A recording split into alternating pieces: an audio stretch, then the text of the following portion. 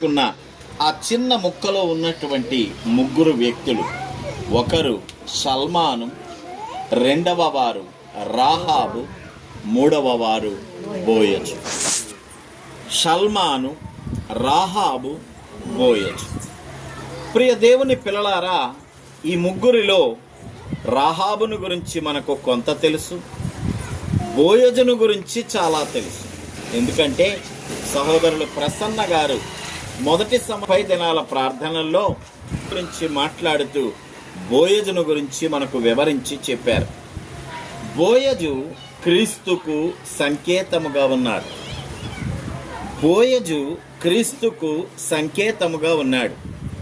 బోయజు మోయాబీయురాలైనప్పటికీ, అన్యుల దేశము నుండి వచ్చినప్పటికీ వెల చెల్లించి, క్రయధనమును చెల్లించి, మరి రూతును తన జీవితములోనికి ఆహ్వానించిన సంగతిని బట్టి బోయజు క్రీస్తుకు సాదృశ్యముగా కనబడుతున్నారు.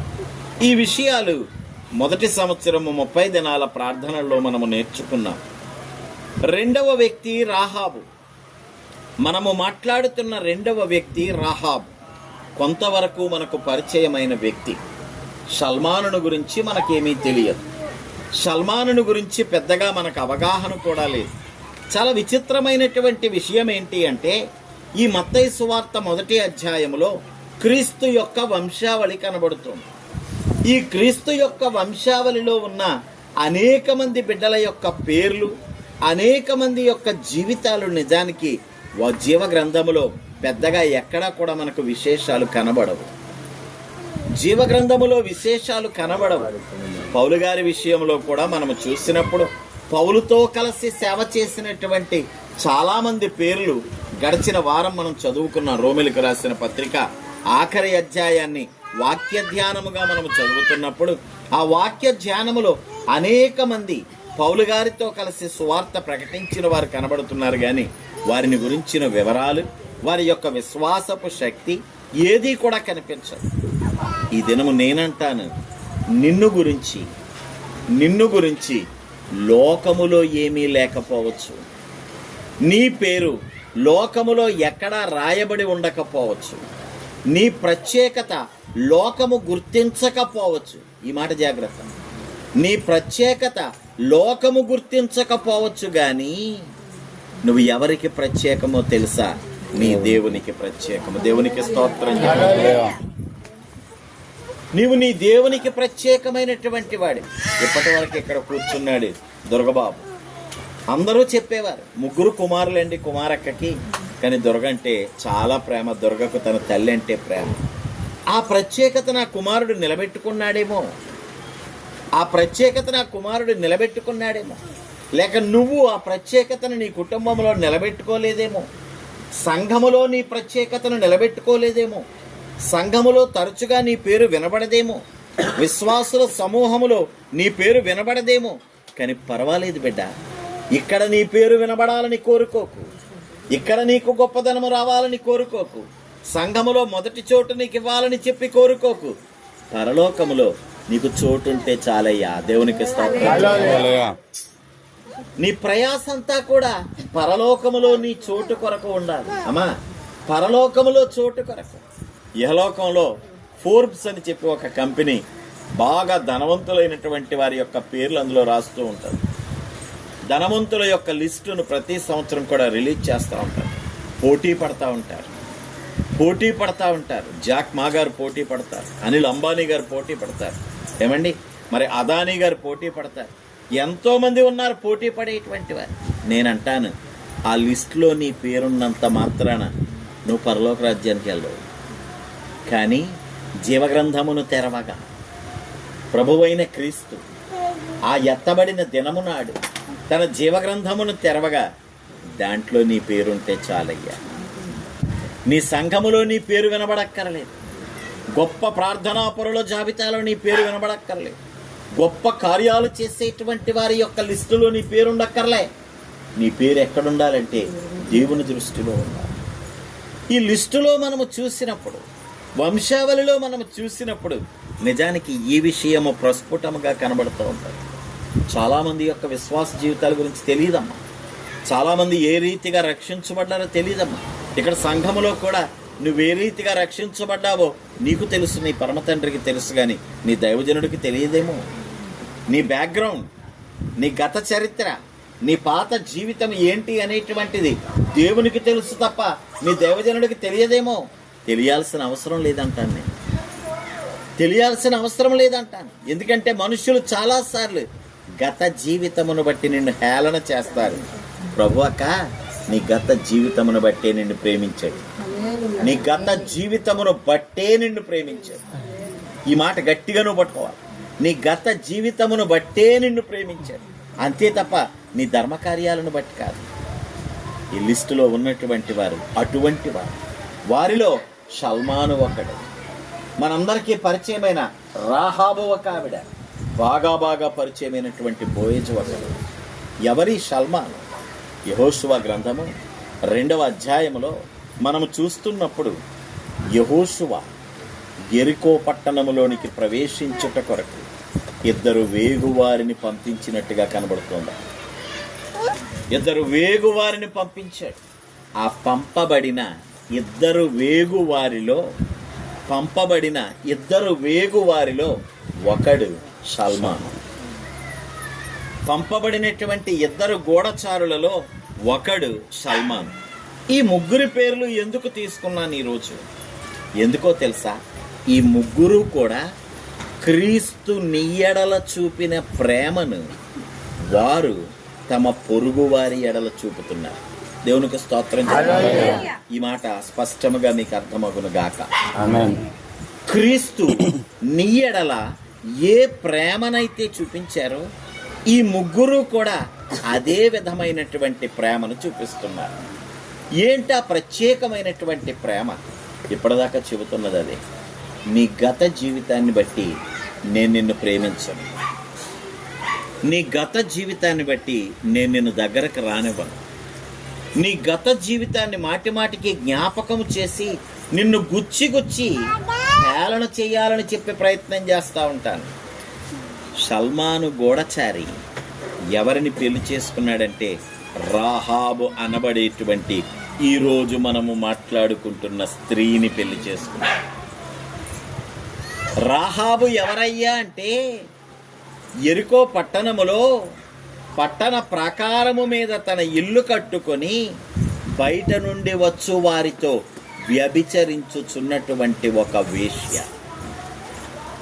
చాలామంది చాలా రకాలుగా చెప్పచ్చు, కానీ అక్కడ అంటే చాలామంది ఏమని చెబుతారంటే ఆవిడ ఒక హోటల్ నడుపుతోందండి, ఆవిడ ఒక పూటకోళ్ళ ఇల్లు నడుపుతోందండి. ఏం చేస్తున్నా కూడా ఆవిడ ఒక వేశ్య, రాహాబు ఒక వేశ్య. కానీ షల్మాను క్రీస్తు వలె రాహాబు యొక్క గత జీవితాన్ని చూడలేదు, రాహాబు యొక్క ప్రత్యేకతలు చూస్తున్నాడు. దేవునికి స్తోత్రం. ఈ మాట ఎందుకు చెబుతున్నానో తెలుసా? నువ్వు కూడా ఆ ప్రత్యేకతలు కలిగిన దానివే. యేసయ్య నిన్ను ఏర్పాటు చేసుకోవడానికి కారణం లోకములో ఇంతమంది ఉండగా, యెరికోలో అంతమంది ఉండగా, ఇశ్రాయేలీయుల్లో అంతమంది ఉండగా, షల్మాను యెరికో నివాసి అయినటువంటి రాహాబును ఎలాగైతే పెళ్లి చేసుకున్నాడో యేసయ్య నిన్ను అలా ఏర్పరచుకున్నాడు. ఒకానొక రోజున సంఘముగా ఉన్న నిన్ను, వధువుగా ఉన్న నిన్ను వివాహము చేసుకోబోతున్నాడు. దేవునికి స్తోత్రం. వివాహం అంటే శారీరక క్రియ కాదండి, అది మనస్సులు ముడిపడేటువంటి స్థితి. దయచేసి చాలామంది యొక్క వివాహాలు ఫెయిల్ అవడానికి కారణం ఏంటంటే ఇదే, వారి ఆలోచనల్లో ఉన్నటువంటి ఒక తప్పుడు భావన. పెళ్ళెందుకురా అంటే నాకు వయసు వచ్చిందండి, నా శరీరాన్ని నేను అదుపు చేసుకోలేకపోతున్నాను అందుకు. కాదయ్యా, కాదు. వివాహం అనేటువంటిది ఒక మానసిక బంధం. వివాహం అనేది ఒక మానసిక బంధం. మొన్న ఆగస్టు 15 నాడు ఒక ప్రకటన చేశాను. వచ్చే సంవత్సరానికి కుటుంబములుగా పాట పాడాలి, వచ్చే సంవత్సరానికి కుటుంబములుగా పాట పాడాలి. గోవింద్ గారు, సత్యవతి గారు నిలబడాలి. లేక విజయ్ గాడు, దేవి, వినయ్ గాడు కరుణ పాడాలి. కరుణ బ్రహ్మాండంగా పాడేస్తాడు. దేవికి కూడా పాటలు వచ్చు. మా విజయ్కి, వినయ్కి పాటలు రాకపోవచ్చు. కానీ వాళ్ళు ఏం చేయాలో తెలుసా? నేను పాడతాను కదా, మీరందరూ కూడా ఏసై యా అనగానే నేను కూడా యా అని కదా పెత్తని చూసాను. అలా కలపాలి. కుటుంబం అంటే ఒకరితో ఒకరు సహకరించడం రా నాన్న. దేవునికి స్తోత్రం చెప్పాలి నాన్న. చిన్న చిన్న విషయాల్లో ఒకరితో ఒకరు సహకరించడం తల్లి. ఈ రోజున నీ కుటుంబంలో ఘర్షణ ఎందుకు వస్తోంది? నీ భార్య నీ మాట ఎందుకు వినటం లేదు? నీ భర్త నిన్నెందుకు తిరస్కారంగా చూస్తున్నాడు? నువ్వెందుకో పనికిరాని దానివని ఎందుకు అంటున్నావో తెలుసా? నీలో నేనంటాను, రాహాబుకు ఉండవలసిన ప్రత్యేకమైన లక్షణాలు లేవు, సాధారణమైన లక్షణాలు ఉన్నాయి. ఈ మాట నేను వివరించి చెప్పలేను ఇంత గొప్పగా. ప్రత్యేకమైన లక్షణాలు ఉండాలి, సాధారణమైన లక్షణాలు కాదు. పెళ్ళయింది కాబట్టి నేను ఎలా ఉండాలి కాదు. ఒక భార్యవు కాబట్టి నీలో ప్రత్యేకమైన లక్షణాలు ఉండాలి. రాహాబులో ఉన్న ప్రత్యేకమైన లక్షణాలు ఏమిటో సామెతల గ్రంథం 31వ అధ్యాయం 10వ వచనం నుంచి 31వ వచనం వరకు మా యవన బిడ్డలందరినీ నక్క బట్టి పట్టమని చెప్పాను. చదువుకుంటున్న పిల్లలందరినీ కూడా ఏం చెప్పానంటే, మీరు కీర్తనలంతా బట్టి పట్టినా పర్వాలేదు, లేకపోయినా పర్వాలేదు, అమ్మా చెక్కలాగా. సామెతలు పట్టినా పర్వాలేదు, లేకపోయినా లేదు. ఇదిగో ఈశ్వరక్కలాగా, మా ఎవడాడు దుర్గాప్రసాద్ లాగా 119వ అధ్యాయం బట్టి కొట్టినా లేకపోయినా పర్వాలేదు. కానీ యవన బిడ్డలు ఏం చేయాలో తెలుసా? సామెతల గ్రంథం 31వ అధ్యాయం 10వ వచనం నుంచి 31వ వచనం, అదే నిన్ను ఒక అద్భుతమైనటువంటి భార్యగా మార్చే వచనాలు అక్కడ ఉన్నాయి. అక్కడున్న లక్షణాలన్నీ ఈరోజు మనం మాట్లాడుకుంటున్న రాహాబులో ఉన్నాయి. దేవునికి స్తోత్రం. మనం మాట్లాడుకుంటున్న రాహాబులో ఉన్నాయి. దేవుని బిడ్డ, నీ కళ్ళకు రాహాబు ఒక వేశ్య, కానీ దేవుని కళ్ళకు రాహాబు తన వంశములో ఉండవలసిన ఒక ప్రత్యేకమైన వ్యక్తి. దేవునికి స్తోత్రం. నిన్ను క్రీస్తు వంశముగా మార్చాడు ప్రభు. నువ్వెవరు ఇప్పుడు? క్రైస్తవుడు. చెప్పండి ఒకసారి గట్టిగా. అవునా? నువ్వు క్రైస్తవుడు అంటే ఎవరి వంశానికి చెందినడివి? మాదేవి అనొచ్చు, అబ్బాయి నాది అడ్లోల్ వంశం అండి, లేకపోతే నాది బర్లోల్ వంశం అండి. కాదండి. ఒక్కసారి నువ్వు క్రీస్తు బిడ్డగా సంఘములో అడుగు పెట్టిన తర్వాత నీ ఇంటి పేరే మారిపోయింది. ఉద్యమం సమయాల్లో ఉద్యమాలు జరుగుతూ ఉంటాయి, రిజర్వేషన్ల కొరకు రకరకాల పోరాటాలు జరుగుతూ ఉంటాయి. ఆ చివరన తోకలు తగిలిస్తూ ఉంటారు వాళ్ళ పేర్లు, తోకలు. నిజానికి క్రైస్తవులు కూడా చాలామంది పేర్లు మార్చుకోవడానికి అదే కారణం. అయ్యా క్రీస్తు పేరు ఎట్టండి, నాకు క్రీస్తు పేరు. ఎందుక క్రీస్తు పేరు? నీ జీవితంలో ఉండాలి. కొన్ని వారం మాట్లాడుకున్నాం కదా, నువ్వు లోకములో క్రైస్తవునిగా కనబడాలి కాదు, క్రైస్తవునిగా వినబడ్డం కూడా కాదు, క్రైస్తవునిగా క్రీస్తును కనపరచాలి. దేవునికి స్తోత్రం. క్రైస్తవుడిగా కనబడడం అంటే ముసుగేసేస్తే క్రైస్తవుడు అయిపోతావు, చేతిలో బైబిల్ పట్టుకుంటే క్రైస్తవుడు అయిపోతావు, బొట్టు తీసేస్తే క్రైస్తవుడు అయిపోతావు, గాజులు తీసేస్తే క్రైస్తవుడు అయిపోతావు. కానీ ప్రభువు ఏం కోరుకుంటున్నాడో తెలుసా? హృదయము మారిన క్రైస్తవుడిని కోరుకుంటున్నాడు. కాబట్టి నీ వంశము క్రైస్తవుల వంశము. వేశ్య వంటి లోకమంతా కూడా ముద్ర వేసినటువంటి వేశ్య అయినటువంటి రాహాబును తన వంశంలోనికి తీసుకొచ్చాడు. మీరు చూస్తారా? ఆ లిస్ట్ ఇంటికి వెళ్ళిన తర్వాత చదవండి, 4 స్త్రీలు కనబడుతున్నారు అందులో. ఎవరో యోగ్యులు కాదండి, 4 స్త్రీలు. ఒకరు బత్షెబ కనబడుతున్నారు, బత్షెబ. ఇంకొకరు తామారు కనబడుతోంది అక్కడ, తామారు. 3వ ఆవిడ ఇదిగో ఈరోజు మనం చూస్తున్నటువంటి రాహాబు కనబడుతోంది అక్కడ. దేవుని బిడ్డలారా, రాహాబు కనబడుతోంది. ఆఖరిగా రూతు కనబడుతుంది. వీళ్ళు ఎవరో ఇశ్రాయేలీలు కాదేమో, బహుశా. రూతు మోయాబీరాలు, రాహాబు యెరికో నివాసి. తామారు ఏ రీతిగా జరిగిందో, బత్షెబ ఏ రీతిగా పైకొచ్చిందో ఇవన్నీ మనకు తెలిసిన విషయమే. నేనంటాను, లోకములో నిన్ను ఏమని ముద్ర వేసినా పర్వాలేదు, కానీ క్రీస్తుకు నువ్వు ప్రత్యేకమైనదే. ఎందుకో తెలుసా? క్రీస్తు కోరుకున్న లక్షణాలక్క నీలో ఉన్నాయి కాబట్టి. దేవునికి స్తోత్రం. క్రీస్తు కోరుకున్న లక్షణాలు రాహాబులో దేవుడు అడుగుతున్నటువంటి లక్షణాలు కనబడుతున్నాయి. మొట్టమొదటిగా ఆవిడ ఏం చేసిందో తెలుసా? దేవుని పేరట వేగు చూడడానికి వచ్చినటువంటి ఇద్దరిని మిద్దె మీద జనుము తొట్టిలో దాచిపెట్టు. దేవునికి స్తోత్రం. జనుము మకమకలాడు జనపనార అంటుంది వాక్యం. మకమకలాడు జనపనార, జనుము.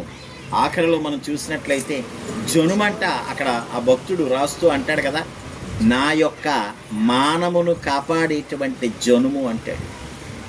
జనుము పెట్టెలో దాచిపెట్టాడు. జనుము పెట్టెలో మిద్దె మీద వచ్చారు సైనికులు. నీ దగ్గరికి ఎవరైనా వచ్చారని తెలిసింది. ఎక్కడున్నారు వాళ్ళు? ఎవరు రాలేదే, రావడం వచ్చారు కానీ ఇందాకే వెళ్ళిపోయారు. గవిని తలుపులు మూయబడక మునిపే వెళ్ళిపోయారు. ఎంత నమ్మకంగా చెప్పుంటుందో, ఎంత ధైర్యంగా చెప్పుంటుందో. అయ్యా, దేవుని కొరకు అబద్ధం ఆడింది. కానీ నేను అంటాను, వాక్యం కూడా అంటోంది, నువ్వెక్కడా కూడా అబద్ధం ఆడుకో. కానీ ఎందుకు అబద్ధం ఆడింది? రెండవ లక్షణం ఏంటో తెలుసా? మెలకువ కలిగి వ్యవహరించి ముందు చూపుతో వ్యవహరించింది విజయలక్ష్మి తల్లి. ముందు చూపుతో. ఆ ముందు చూపు ఏంటో తెలుసా? వచ్చిన వారు దేవుని బిడ్డలు, ఎప్పటికైనా సరే వీరిదే విజయము. నేను ఈరోజు వీళ్ళిద్దరిని అప్పగించేసినా కూడా ఇశ్రాయేలీయుల ఎదుట మా యెరికో పట్టణ నివాసులు నిలబడలేరు. ఇశ్రాయేలీయుల ఎదుట యెరికో పట్టణ నివాసులు ఓడిపోతారు. క్రీస్తుతో జరిగే యుద్ధములో లోకంలోనికి వెళ్దామని ఆలోచిస్తున్న ఓ బిడ్డ, నీతో ప్రభు చెప్తున్నాడు. చాలాసార్లు నీకు అనిపిస్తూ ఉంటాను, సంఘంలో నుంచి లోకంలోకి వెళ్ళిపోదాం, ఈ ప్రార్థనలో నుంచి లోకంలోకి వెళ్ళిపోదాం. ఎందుకు వచ్చింది? నేను చాన్నాళ్ళుగా సాక్ష్యం చెప్తున్నా, ఎంతో గొప్పగా భక్తి చేస్తున్నా, కానీ దేవుడు నన్ను ఎక్కడ వాడుకోవట్లేదు. దేవుడు నాకు ఏ కార్యం చేయటం లేదు. దేవుడు నాకు ఏ మేలు చేయటం లేదు. ఎందుకు వచ్చింది? ఇంకా నేను ఎక్కడికో దగ్గరికి పోదాం అనుకుంటున్నావా? నువ్వు తెలుసుకోవాల్సిన ఒక విషయం ఏంటో తెలుసా? అంతిమంగా క్రీస్తుదే విజయము. దేవునికి స్తోత్రం. ఆ విషయం రాహాబు తెలుసుకుంటే నువ్వు కూడా రాహాబు. దేవుడు నాకు ఈ భాగ్యాన్ని ఇచ్చాడు. యేసయ్య నన్ను ప్రేమించాడు, నన్ను రక్షించుకున్నాడు, నన్ను పిలుచుకున్నాడు. ఒకానొక దినమున పరలోక నివాసిగా నన్ను మారుస్తాడు. ఆ దినమున సాతాను యొక్క తల మీద నేను తొక్కుతాను, సాతానును నేను నాశనము చేస్తాను. సాతానుతో జరిగేటువంటి ఆర్మగద్దోని యుద్ధములో నా దేవుడు విజయం సాధిస్తాడు అనేటువంటి విషయాన్ని రాహాబులాగా నువ్వు తెలుసుకోగలిగితే నువ్వు ధన్యుడు. రాహాబుకు విషయం తెలుసు. ఒకవేళ ఈరోజు వీళ్ళిద్దరినీ పట్టుకెళ్ళి సైనికులకు అప్పగించేస్తే రాజుగారు ఏం చేస్తారో తెలుసా? ఇంత బంగారం ఇస్తాడు. రాజుగారు ఏం చేస్తారో తెలుసా? ప్రాకారం మీద ఇంకో 100 గజాల స్థలం నీకు ఇస్తున్నానమ్మా అని అంటాడు. రాజుగారు ఏం చేస్తారో తెలుసా? ఒక శిలాఫలకాన్ని నిలబెట్టి అక్కడ రాస్తాడు, రాహాబు అనబడేటువంటి ఆవిడ దేశాన్ని కాపాడింది అని రాస్తాడు. రాజుగారు ఏం చేస్తారో తెలుసా? ఆయన దగ్గర ఒక బుక్ ఉంది కదా, అహశ్వరోతు రాజుగారు చదివారు ఒక బుక్. అలాంటి ఒక బుక్లో రాహాబు పేరు రాస్తారేమో, కానీ రాహాబు తన పేరు జీవగ్రంథములో రాయబడుట ఉత్తమమని ఎంచుకుంది. దేవునికి స్తోత్రం చెప్పాలి. ఈ లోకములో శిలాఫలకాల మీద కాదు, ఈ లోకములో ధనము దగ్గర కాదు, ఈ లోకములో వేరు విధమైనటువంటి ఇహలోక సంబంధ విషయాలు కాదు, పరలోక సంబంధమైన మేము. అందుకే రాహాబు పేరు క్రీస్తు యొక్క వంశావళిలోకి వచ్చింది. దేవునికి స్తోత్రం చెప్పాలి. రాహాబు పేరు ఎక్కడికి వచ్చిందండి? క్రీస్తు యొక్క వంశావళిలోని. క్రీస్తు ఎవరి ద్వారా చివరికి ఎలా వచ్చాడు అనే విషయాన్ని చూసినప్పుడు ఆ క్రీస్తు పైన కనబడుతున్నటువంటి ఆ లైన్లో నిన్న ఒక ఆయనతో మాట్లాడితే ఎప్పుడు మీతో చెప్పే మాట అవునండి. ఆయన వయసు 88 సంవత్సరాలు. ఎంత పరిశుద్ధంగా జీవించాడు ఆయన. క్రీస్తుని ఎరుగును కానీ క్రీస్తును అనుసరించలేదు. కానీ 88 సంవత్సరాలు 60 సంవత్సరాలు ఆయనలా కూర్చున్నాడు ఆయన. నేను మాట్లాడుకుంటా అన్నా, అయ్యా ఈ రోజున తరం ఎలాగుందో తెలుసా అన్నయ్య? రేపొద్దున దుర్గాప్రసాద్కి ఒక మనవడు పుడతాడు కదా, ఆ మనవడికి గోవింద్ గారి పేరు తెలియదు. దుర్గాప్రసాద్కి ఒక మనవడు పుడతాడు. ఎందుకో తెలుసా? ఇహలోక సంబంధమైన బంధాలు ఇవన్నీను. కానీ అక్కడ రాహాబు పరలోక సంబంధ బంధాన్ని ఎంచుకుందాక. దేవునికి స్తోత్రం. పరలోక సంబంధమైన బంధాన్ని ఎంచుకుంది. దేవుని బిడ్డ, రాహాబులో ఉన్న రెండవ మంచి లక్షణము చాలా మెలకువతో ముందు చూపుతో వ్యవహరించింది. నేను వీళ్ళిద్దరినీ అప్పగిస్తే జరిగేది ఇదే, కానీ వీళ్ళిద్దరినీ కాపాడితే నా కుటుంబాన్ని రక్షించుకోగలను. దేవునికి స్తోత్రం. మూడవ అతి ప్రాముఖ్యమైన లక్షణం ఇదే. నిజానికి ఆ ఇద్దరు వేగువారితోనమ్మ దేవి తల్లి రాహాబ్ బేరం పెట్టింది కదా, రాహాబ్ బేరం పెట్టింది. ఆ ఇద్దరు వేగువారు అంటున్నారు, అమ్మ రాహాబ్ మమ్మల్ని కాపాడో, నీకు నిండు వందనాలమ్మ అంటే, అయ్యా వందనాల సంగతి తర్వాత చూద్దాం, ముందర నాకు ఇది కావాలి అని అడుగుతోంది రాహాబ్. ఆ నాకిది కావాలి అంటూ ఏమని అడుగుతోందో తెలుసా? నాకు కేజీ బంగారం కావాలి అని అడగటండి, నాకు కొత్త ఇల్లు కావాలి అని అడగటండి, లేక నాకు ఇంకా విశాలమైన స్థలం కావాలి అని అడుగుతలేదు, లేక నేను చేస్తున్న వ్యాపారం విస్తరించులాగా మీరు ఏదో ఒక సౌకర్యం ఇవ్వాలి అని అడగటం లేదండి. ఆమె ఏమడుగుతుందో తెలుసా? నా కుటుంబము రక్షించబడాలి. దేవునికి స్తోత్రం. అడిగావా? అడుగుతున్నావు. దేవుడి నీ ఆశను తీర్చునుగా, దేవుడి నీ ఆశను నెరవేర్చునుగా. అయ్యా, నువ్వు చేసే ప్రార్థన ఈ సంవత్సరం కాదు, వచ్చే సంవత్సరం కాదు, 10 సంవత్సరాల తర్వాత కాదు, 20 సంవత్సరాల తర్వాత కాదు, దేవుని చిత్తమైనప్పుడు తప్పక నెరవేరుతుంది. తప్పక నెరవేరుతుంది. ఆ మాట మర్చిపో. దేవుని చిత్తమైనప్పుడు తప్పక నెరవేరుతుంది. అంతే తప్ప నేను ఈ సంవత్సరం ప్రార్థన చేశానండి, మా అబ్బాయి ఇంకా బాప్తిసం పొందడం కాదు కదా, సన్నిధికే రావట్లేదండి, మా కోడలండి రావడం మానేసిందండి. అయ్యా, నిరాశ చెందకు, నిరాశ చెందకు. ఎందుకో తెలుసా? రాహాబువు నువ్వు రాహాబువి. రాహాబు ఏ రాహాబు? క్రీస్తు యొక్క వంశావళిలోనికి వచ్చిన రాహాబు. అంతే తప్ప లోకంలో జీవించిన రాహాబు కాదు. క్రీస్తు యొక్క వంశావళిలోనికి వచ్చిన రాహాబువు నువ్వు. రాహాబు ఇహలోక సంబంధమైన ఏ ఫలాన్ని అడగటం లేదు. మనకు ప్రార్థన రాకపోవడానికి అదే కారణం. నానా, ఈ మాట నేను చెబుతున్నందుకు దుఃఖపడుతున్నాను. మనకు ప్రార్థన రాకపోవడానికి అదే కారణం. గొలుసు ప్రార్థన చేయండి అమ్మా అంటే అక్కడ చూస్తూ ఉంటాను 5 నిమిషాలు, 6 నిమిషాలు, 7 నిమిషాలు, అరగంట కూడా నువ్వు ప్రార్థన చేయడానికి నీ దగ్గర విశేషాలు లేవా? అరగంట కూడా నువ్వు ప్రార్థన చేయలేవా? నేను చెప్పనా, నువ్వు నీ దేవుణ్ణి స్తుతించడం మొదలు పెడితే, కనకమహాలక్ష్మి, దేవుణ్ణి స్తుతించడం మొదలు పెడితే అరగంట ఏంటి, నీ జీవితకాలం సరిపోదు. నీ జీవితకాలం సరిపోదు.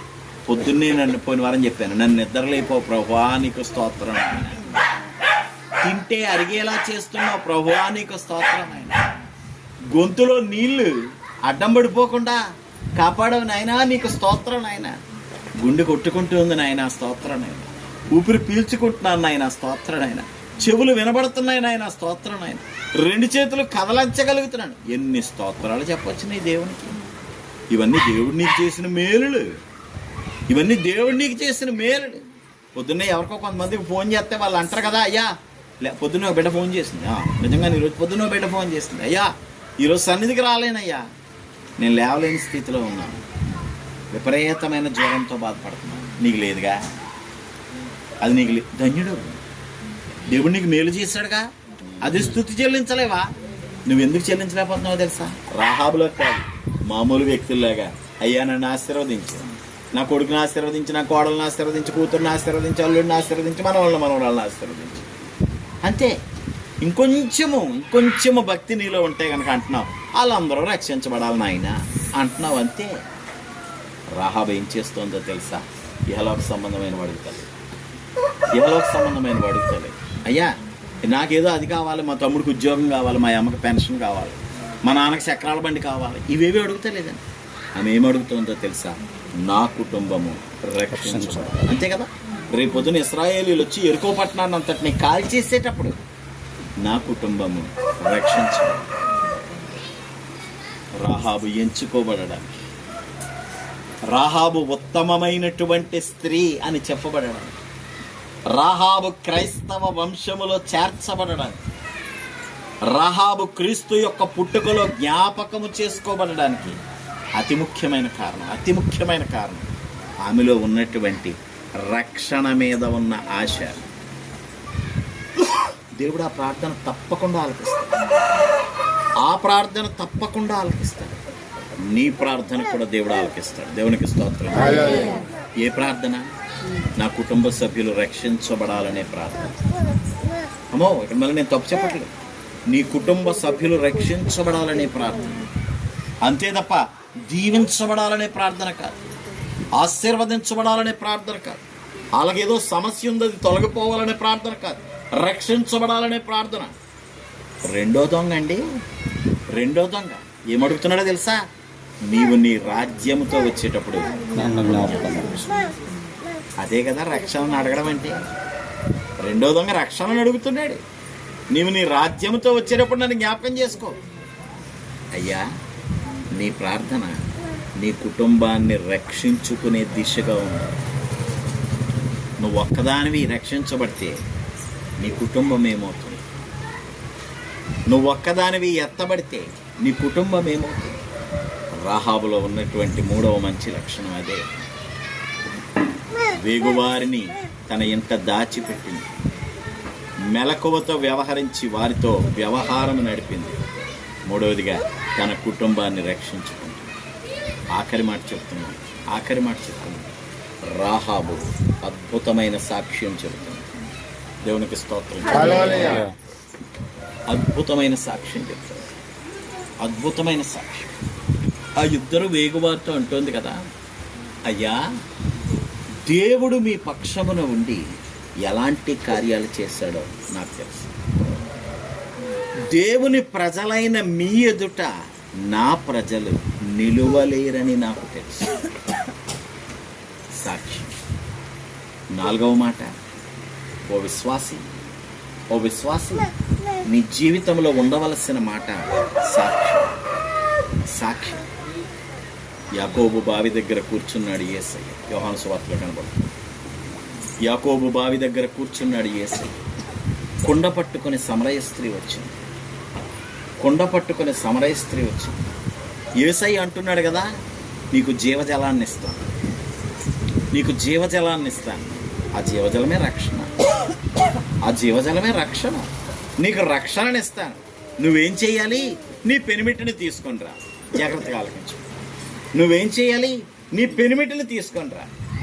ఏదో మొత్తానికి ఇద్దరి మధ్య డిస్కషన్ జరిగింది. చివరాఖరికి ఆ స్త్రీ ఏం చేసింది నాన్న?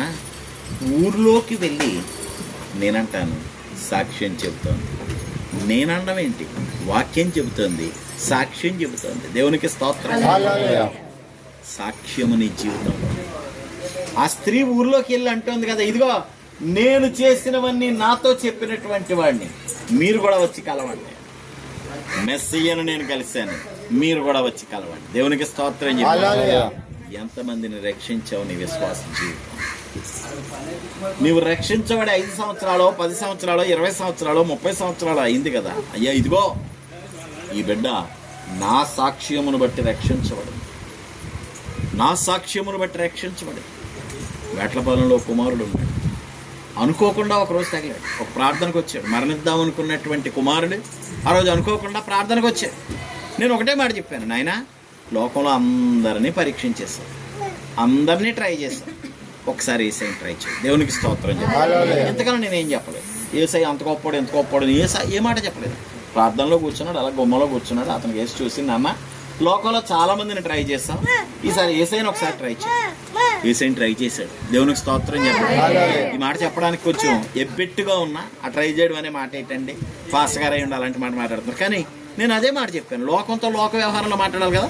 ఏసైని ట్రై చేయమన్నాను, ఏసైని ట్రై చేశాడు. అద్భుతమైనటువంటి కార్యాలు పొందాడు. తన జీవితం చక్కబడింది, పని చక్కబడింది. ఈ రోజున అన్నీ పోగొట్టుకుని ఆత్మహత్యకు సిద్ధమైన ఆ కుమారుడు, నిజంగానే ఆత్మహత్యకు సిద్ధమైన ఆ కుమారుడు ఈ రోజున అద్భుతమైన జీవితాన్ని జీవిస్తున్నాడు. తొందరలోనే రక్షణ పొందుతాడు. అది కాదు నేను చెప్పదలుచుకున్నాను. మొన్ననే పోయిన వారం కాక మొదటి వారం పక్కింటి ఆవిడ వచ్చింది ఈయనింటికి. ఈయనతో మాట్లాడుతూ అంటుంది కదా, ఇదిగో బాబు, నువ్వు చర్చికి వెళ్తున్నావని తెలిసింది, నువ్వు ప్రార్థన చేస్తున్నావని తెలిసింది, నువ్వు యేసయ్యను నమ్ముకున్నావని తెలిసింది. మా అమ్మాయి విషయంలో ఈ సమస్య ఉంది, కొంచెం ప్రార్థన చెయ్యవు. దేవునికి స్తోత్రం చేయాలి. 2 చేతులు పైకెత్తి దేవునికి. అది కదా క్రైస్తవ జీవితం అంటే, అది కదా నిజమైన సాక్ష్యం అంటే. నిజానికి ఆ బిడ్డడు ఇంకా బాప్తిస్వం పొందకపోతే నువ్వు క్రైస్తవుడు కాదంటారు నీకు. కానీ యేసయ్య ఎలాగంటలేదు, బాప్తిస్వం పొందకపోయినా కూడా నువ్వు నాకు సాక్షివే. అయ్యా, దేవుని గురించి నువ్వు కొలతలు కలక, నీ లెక్కల్లో నువ్వు లెక్కలు పెట్టక. ఆ అబ్బాయి దగ్గరకు వచ్చింది ఆవిడ, పక్కింటి ఆవిడ. నువ్వు యేసయ్యను నమ్ముకుంటున్నావు అని తెలిసింది, నువ్వు మా పిల్ల గురించి కొంచెం ప్రార్థన చేయవు. సాక్ష్యం ఉండాలి నీ జీవితంలో. సమరయ స్త్రీ ఊరిలోనికి వెళ్ళి, జాగ్రత్త సుని, ఈ సంఘటనలో ఉన్న మాటలే నేను చెబుతున్నాను, అందరితో చెబుతోంది, నేను చేసినవన్నీ నాతో చెప్పినవన్నీ కలుసుకుంది. మళ్ళా రెండో దొంగ దగ్గరికి వస్తున్నాను అనయ్య. మొదటి దొంగను చూసి ఏమంటున్నాడో తెలుసా? ఒరే, ఈయన నిజముగా దేవుని కుమారుడు, దేవునికి అది కదా సాక్ష్యం అంటే, అదే కదా సాక్ష్యం అంటే. నేను నమ్ముకున్న యేసయ్య సజీవుడు అని చెప్పడమే సాక్ష్యం. యేసయ్య నిజముగా దేవుని కుమారుడు అని చెప్పడమే సాక్ష్యం. యేసయ్య దేవుడు ఏర్పాటు చేసిన గొర్రెపిల్ల అని చెప్పడమే సాక్ష్యం.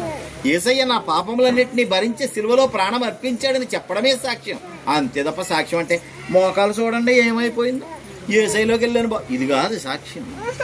అది కూడా ఒక రకమైన సాక్ష్యమే, కానీ దానిని మించిన నిజమైన నిన్ను క్రైస్తవునిగా గుర్తించేటువంటి కాదు, ముద్రించేటువంటి సాక్ష్యం ఏదో తెలుసా? యేసు నిజమైన రక్షకుడని ప్రకటించు. యేసు నీ ఆత్మను రక్షించగలిగిన వాడని చెప్పి ప్రకటించు. లోకములో ఉన్నవారు నశించిపోయే మార్గంలో ఉన్నారు. లోకములో ఉన్నవారు రక్షణ మార్గము లేక దుఃఖపడుతున్నారు. ఆదరించువారు లేక ఇంటి మీద పిచ్చుకలాగా ఏడుస్తున్నారు వాళ్ళు. అయ్యా, ఈ రోజున వారికి రాహాబు వినిపిస్తుంది. అయ్యా వేగులవారు మా బాగా వచ్చారు మా ఇంటికి. నాకు తెలిసిన విషయం ఏంటంటే, మీ ఎడల ఐగుప్తులో దేవుడు ఏ కార్యం చేశాడో నాకు తెలుసు. దేవునికి స్తోత్రం. ఐగుప్తులో దేవుడు ఏ కార్యము చేశాడో నాకు తెలుసు.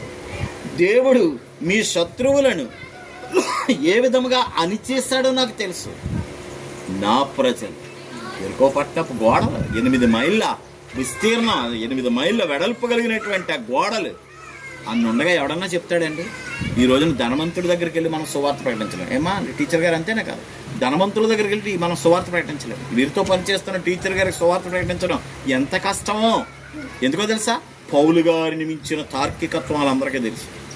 వాళ్ళు అలాగంటే ఇలా మూడేస్తారు, ఎలాగంటే ఇలా మూడేస్తారు, అంతే తప్ప స్పష్టమైన దారిలో వారు వెళ్ళరు. అంటే వారున్న స్థితిని బట్టి, వారి జ్ఞానాన్ని బట్టి, వారి బలాన్ని బట్టి, వారి ధనాన్ని బట్టి. ఏమంటే రాహాబు కూడా తన చుట్టూ ఉన్న గోడలను చూసుకొని అసలు దేవుని తిరస్కరించవచ్చు. కానీ ఏమంటుందో తెలుసా? నా ప్రజలు మీ ఎదుట నిలబడలేరు, మీ దేవుడు గొప్పవాడు. దేవునికి స్తోత్రం. మీ దేవుడు గొప్ప కార్యాలు చేసేవాడు. సాక్ష్యం. సమరయ స్త్రీ సాక్ష్యం. రెండో దొంగ సాక్ష్యం. నేనంటాను, నీ జీవితంలో ఉందా సాక్ష్యం? నీ జీవితంలో ఉండాలా సాక్ష్యం? క్రీస్తు నన్ను రక్షించాడనే సాక్ష్యం. క్రీస్తు నన్ను రక్షించాడు అంటే క్రీస్తు నన్ను బాగు చేశాడనే మాట కాదు. నేను కేవలం బాగు చేశాడు దగ్గర ఆగిపోకు. గమ్యము వేరే. ప్రయాణంలో చాలా మజిలీలు ఉంటాయి. ఇక్కడి నుంచి హైదరాబాద్ వెళ్ళే బస్సు ఎక్కామంటే బస్సు సూర్యాపేటలో ఆగుద్ది, కోదాడలో ఆగుద్ది, విజయవాడలో ఆగుద్ది, భీమవరంలో ఆగుద్ది, ఇంకేదో ఎక్కడెక్కడో ఆగుతాయి. ఆగించోడు దిగిపోకు. దేవుడు బాగు చేస్తాడు, దేవుడు అప్పులు తీరుస్తాడు, దేవుడు సమస్యలు తొలగిస్తాడు, దేవుడు జ్ఞానాన్ని ఇస్తాడు, దేవుడు బలపరుస్తాడు నీ పిల్లల. కానీ అక్కడ ఆగిపోకు. అంతిమంగా అసలు దేవుడు చేసే పనేదయ్యా అంటే నీ ఆత్మను రక్షిస్తాడు. దేవునికి స్తోత్రం. నిన్ను పరలోకానికి తీసుకెళ్ళేవాడు. చాలాసార్లు చెప్పాను, అప్పు ఇవ్వడానికి బ్యాంకులు ఉన్నాయి, తాకట్టు ఎట్టించుకోవడానికి మనపురాలు ఉన్నాయి, ఏమండి ఆరోగ్యం ఇవ్వడానికి అపోలో ఆసుపత్రులు ఉన్నాయి. కానీ రక్షించడానికి యేసయ్య తప్ప ఇంకెవరు లేరు. దేవునికి స్తోత్రం. రక్షించడానికి యేసయ్య తప్ప ఇంకెవరు లేరు. లోకంలో ఎవరు లేరు. మిగిలిన వారు అందరూ కూడా ఎన్నెన్నో కార్యాలు చేస్తారు, ఏవేవో చేస్తారు. కానీ నీ మనస్సుకు మనశ్శాంతినిచ్చి నెమ్మదినిచ్చేటువంటిది యేసు మాత్రమే. సాక్ష్యం. దేవుని కార్యాలను గురించి ఎరిగిన నువ్వు. ఇంకో ప్రత్యేకమైన విషయం చెప్పనా? నేను 5వ పాయింట్గా మీకు చెప్పడం లేదు, కానీ మామూలుగా చెప్తున్నాను. ఎరికో వారందరికీ కూడా ఇశ్రాయేలీయుల దేవుని గురించి తెలుసు. అందుకే ఇశ్రాయేలీయులు ఎరుకో రాజు కబురెట్టి, మేము ఇలా వెళ్ళిపోదాం అనుకుంటున్నాం అంటే ఎరుకోవాడు ఏమంటున్నాడు? ఎటు పరిస్థితుల్లో నేను వదలను, మీకు దారి ఇవ్వను, నేను మీకు దారి అంటే. వాళ్ళందరికీ కూడా ఇశ్రాయేలీయుల యొక్క దేవుని శక్తిని గురించి తెలుసు. కానీ సాక్ష్యం ఎవరు చెప్పారో తెలుసా? రాహాబు చెప్పారు. ఎవరు రక్షించబడ్డారో తెలుసా? రాహాబు మాత్రమే. నీ ఇంట్లో ఉన్న నలుగురికి యేసుని గురించి తెలుసు. నీ తల్లికి పుట్టిన నలుగురికి యేసుని గురించి తెలుసు. నీకు పుట్టినటువంటి 3 యేసుని గురించి తెలుసు. కానీ యేసయ్య ఎవరిని రక్షించుకున్నాడో తెలుసా? నిన్నే రక్షించుకున్నాడు. ఎందుకంటే దేవుని శక్తిని రాహాబు మరిచిపోలేదు. దేవుని శక్తిని రాహాబు చులకనగా చూడలేదు. అయ్యా, రాహాబు అంటే ఇప్పటి వరకు మనకు తెలిసిన విషయం ఏముందయ్యా? ఇద్దరు వేగులలో వచ్చారు, వాళ్ళిద్దరిని దాచిపెట్టింది ఆవిడ వేసి అంటండి.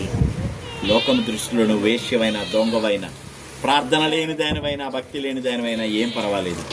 దేవుని దృష్టిలో నీ ఒక సాక్షిగా ఉంటే అది మేలు. దేవునికి స్తోత్రం చెప్పాలి. దేవుని దృష్టిలో నీ కుటుంబమును రక్షించుకునే ఒక కొర్నేలిలాగా నువ్వు ఉంటే అది మేలు. దేవునికి స్తోత్రం చెప్పాలి. దేవుని దృష్టిలో నీ కుటుంబమును రక్షించుకునే చెరసాల నాయకునిగా నువ్వు ఉంటే అది మేలు. దేవునికి స్తోత్రం చెప్పాలి. దేవుని దృష్టిలో సాక్ష్యము చెప్పిన సమరయ స్త్రీగా ఉంటే అది మేలు. దేవునికి స్తోత్రం చెప్పాలి. ఆ స్థితిని పొందడానికి ప్రయత్నిద్దాం. క్రీస్తు యొక్క వంశావళిలో మన పేరు కొర చేర్చుకుందాం. బుక్లో రాయబడక్కర్లే, బైబిల్ గ్రంథంలో రాయబడక్కర్లే. పరలోక రాజ్యంలోకి వెళ్ళిన తర్వాత ఈయన కూడా క్రైస్తవుడేనండి, ఈయన వంశంలోనే పుట్టాడు యేసయ్య, ఈయన యేసయ్య వంశంలో పుట్టాడండి అని చెబితే ఆ ధన్యత మనకు చాలు. అట్టి గొప్ప కృప ప్రభువు మనందరికీ దయచేయును గాక. ప్రేమగల మా పరలోకపు నాయన, మీరు వినిపించిన చక్కని రాహాబు యొక్క స్థితిని బట్టి మీకు వందనాలు. రాహాబు నాయన జ్ఞానవంతురాలిగా వ్యవహరించింది, మెలకువతో వ్యవహరించింది, ముందు చూపుతో వ్యవహరించింది, భక్తితో వ్యవహరించింది, సాక్షిగా వ్యవహరించింది.